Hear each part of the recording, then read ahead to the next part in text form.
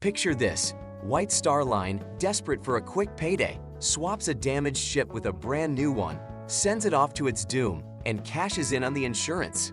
Sounds like a plot twist straight out of a Hollywood heist movie, right?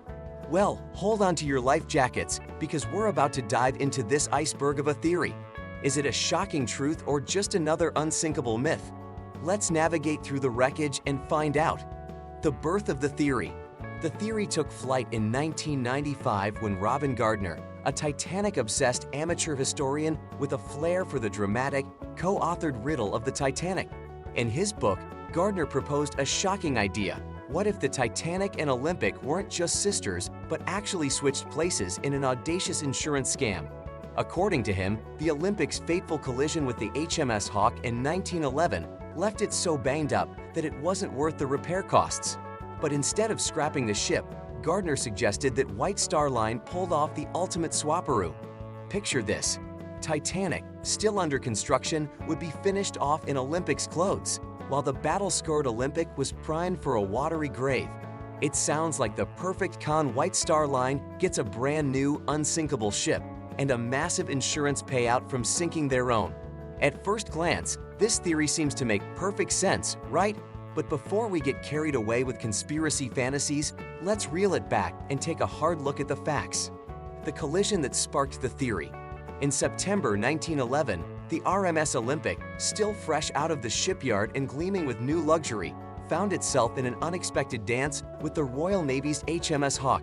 The two ships collided in the Solent, a narrow and tricky waterway between the Isle of Wight and the English coast, like two giants trying to share a lane in a game of bumper cars. The Olympic took a hit near its stern, resulting in significant hull damage, but it wasn't a Titanic-level disaster, just a bad scrape. The ship limped back to Southampton, and after a quick glance, it was shipped off to Harland and Wolff in Belfast for repairs.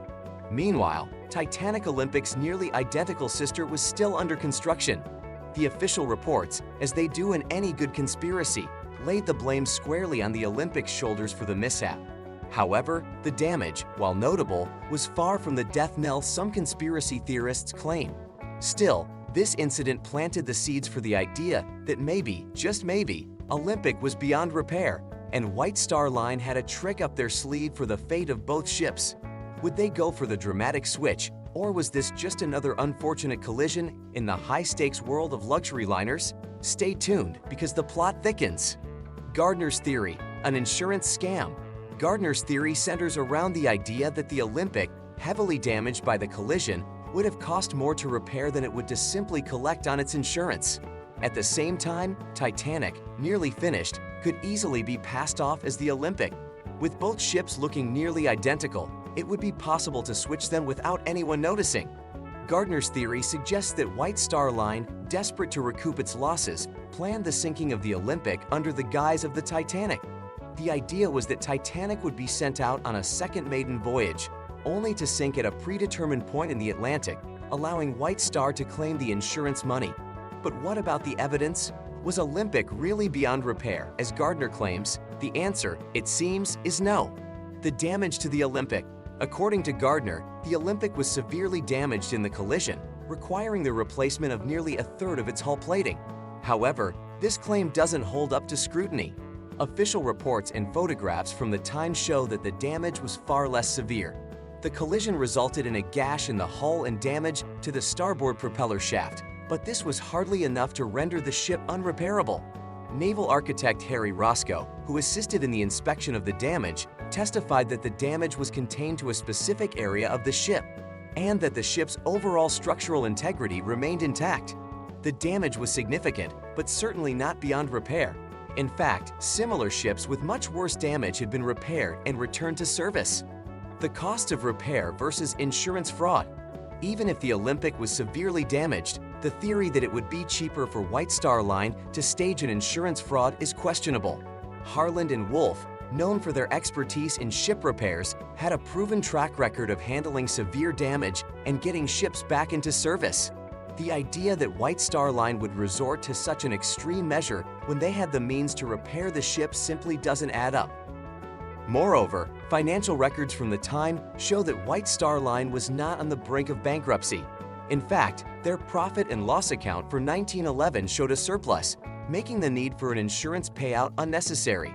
The company was doing fine financially, and there's little evidence to suggest that they would have resorted to an elaborate fraud scheme. The problem with the switch: even if White Star Line had wanted to swap the ships, the logistics of such a plan would have been incredibly difficult. The two ships, although similar in many ways, had subtle differences.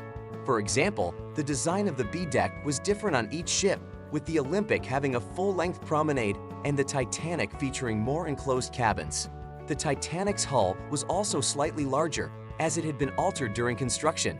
To make the switch, workers would have had to perform significant modifications to both ships in a very short amount of time, something that would have been nearly impossible to accomplish without anyone noticing.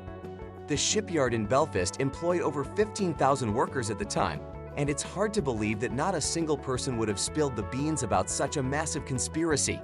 The idea that these workers could have been silenced by threats or bribery seems highly implausible, especially given the scale of the operation.